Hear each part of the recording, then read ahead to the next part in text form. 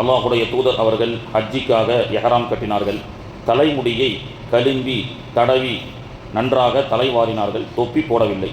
எஹராம் அணிந்தபோது அல்லாஹுடைய தூதர் அவர்கள் எஹராமுடைய சட்டத்தின் அடிப்படையில் தொப்பி போடாதவர்களாக வெறும் தலையை, அந்த தலையை நன்றாக எண்ணெயிட்டு வாரி சீவி கொண்டார்கள். எஹராமுடைய ஆடை அணிந்த அல்லாஹுடைய தூதர் அவர்கள் லப்பைக் அல்லாஹும்ம லப்பைக் லப்பைக் லா ஷரீக லக லப்பைக் இன்னல் ஹம்த வ நிஅமத லக வல் முல்க் லா ஷரீக லக் என்ற உரத்த குரலில் கம்பீரமாக தல்பியாவை சொன்னார்கள். இந்த வார்த்தைகளை விட அதிகமாக அவர்கள் எதையும் எஹராமுடைய நிலையிலே அவர்கள் பேசவில்லை.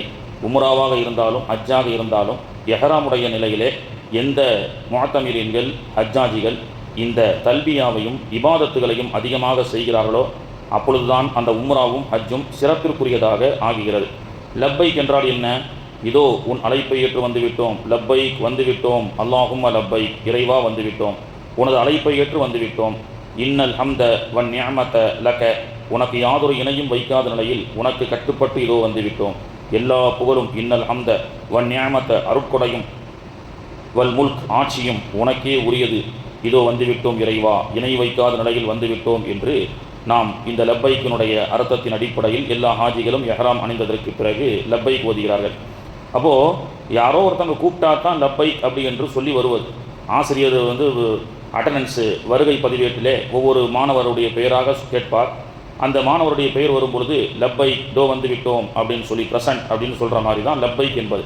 அப்போது ஆசிரியர் அழைக்கும் பொழுது மாணவர் வந்துவிட்டால் லப்பைக் என்று சொல்வதை போல் அல்லாஹு என்னுடைய இறையில்லமான காபாவை நான் என்ன செய்தேன், என்னுடைய பிரதிநிதி இப்ராஹிம் அலைஹிஸ்ஸலாம் அவர்கள் மூலமாக கட்டப்பட்டு 5000 ஆண்டுகளுக்கு முன்பதாக இப்ராஹிம் நபி அவர்கள் எல்லோரும் இந்த காபத்துல்லாவுக்கு வரச் சொல்லி அழைப்பு விடுங்கள் என்று அல்லாஹ் கூறியதாக அருள்மறையிலே சொல்லி காட்டுகின்றான். வாத்தின் பின்னாஸ் பில் ஹஜ், இப்ராஹிம் அலைஹிஸ்ஸலாம் அவர்களே ஹஜ்ஜிக்காக இந்த காபத்துல்லாவிலே நீங்கள் எல்லோரையும் அழையுங்கள். இப்ராஹிம் அலைஹிஸ்ஸலாம் சொன்னாங்க, இந்த வனாந்தர காட்டில் அழைத்தால் யாருக்கு அல்லாஹ் கேட்கப் போகிறது, அழைப்பது உம்முடைய வேலை, அதை செவியேற்பது என்னுடைய செவியேற்கச் செய்வது என்னுடைய வேலை என்று அல்லாஹு தாலா அந்த காலத்தில் மட்டுமல்ல கியாமத்து நாள் வரை ஆலமே அருவாகலே இருக்கக்கூடிய ரூஹுகளுக்கும் அந்த அழைப்பை கேட்கச் செய்து எந்த ரூஹுகளெல்லாம் லப்பைக் என்று சொன்னதோ அதற்கெல்லாம் அந்த பாக்கியத்தை அல்லாஹு தாலா தருகின்றான் என்ற செய்தி நமக்கு தெரியும்.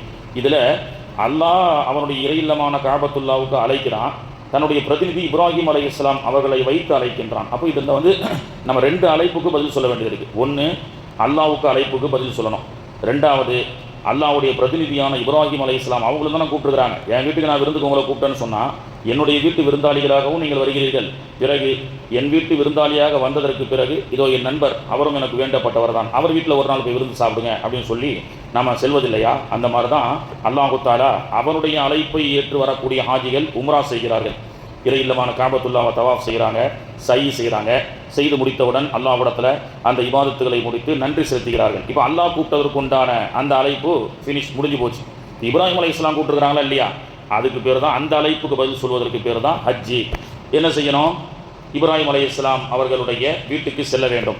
அதுதான் ஹஜ்ஜி. மினா என்று சொல்லக்கூடிய பகுதி தான் இப்ராஹிம் அலைஹிஸ்ஸலாமுடைய வீடு, அல்லாஹ்வுடைய கலீல் என்று சொல்லக்கூடிய சிறப்பான வீடு. இப்ராஹிம் நபி அவர்களுடைய வீட்டிலே பல அதிசயங்கள், பல அற்புதங்கள் நடந்திருக்கிறது.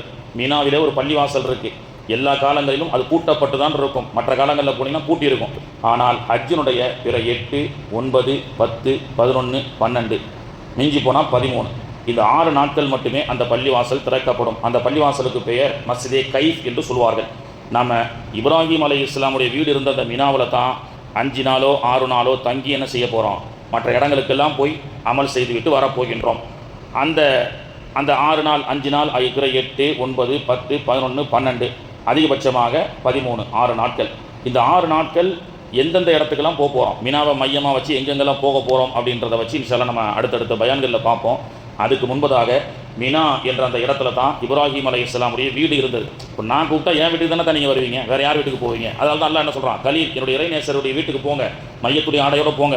என்னுடைய அழைப்பு முடிஞ்சிச்சா இல்லையா? உம்ரா செஞ்சிட்டீங்க, என்னுடைய காபாவை தவாஃப் செஞ்சிட்டீங்க, என்னுடைய சஃபா மருவாவுடைய அத்தாட்சி நீங்கள் ஓடிட்டீங்க, ஏன் இது அல்ஹம்துலில்லாஹ் முடிஞ்சு போச்சு, என்னுடைய கலீல் அழைச்சிருக்கிறாருப்பா அங்கே போங்க அப்படின்னு அல்லாஹ் சொல்கிற மாதிரி நாம் எல்லாம் எஹ்ராமுடைய ஆடையோடு பிறை 8க்கு முன்பு 7ஆம் பிறை அன்று அசீல் ஜியாவிலிருந்து மீண்டும் எஹ்ராமை கட்டிக்கொண்டு லப்பைக்க ஹஜ்ஜுன், லப்பைக்கு ஹஜ்ஜுன், ஹஜ்ஜிக்காக நான் ஆஜராகிவிட்டேன் அப்படின்னு சொல்லி அங்கிருந்து பிறை 8 இப்ராஹிம் அலைஹிஸ்ஸலாமுடைய வீடு இருந்த பகுதியான மினா குறிப்பிட்டு சொல்கிறாங்க. அந்த கைஃப் என்ற பகுதி தான் எக்ஸாக்டாக இப்ராஹிம் அலைஹிஸ்ஸலாமுடைய வீடு என்றும் வரலாற்றிலே பதிவு செய்யப்படுகிறது.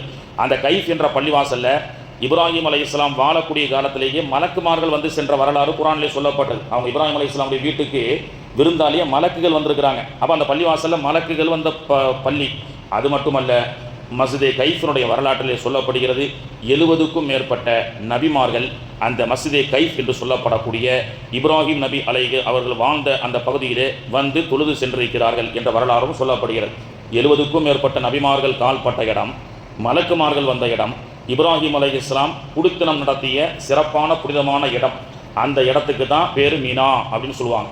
அப்போ இப்ராஹிம் அலைஹிஸ்ஸலாம் கூப்பிட்ட அந்த அழைப்புக்கு பிரதிநிதியாக அழைச்சாங்களா இல்லையா? அப்போ அவங்க வீட்டுக்கு என்ன செய்ய போகிறோம்? லப்பைக்கு ஹஜ்ஜுன்னு பிறை 8 அன்று எல்லா ஹாஜிகளும் என்ன செய்ய போகிறோம்? இப்ராஹிம் அலைஹிஸ்ஸலாம் வீடுனுடைய பகுதியான மினாவுக்கு செல்வார்கள்.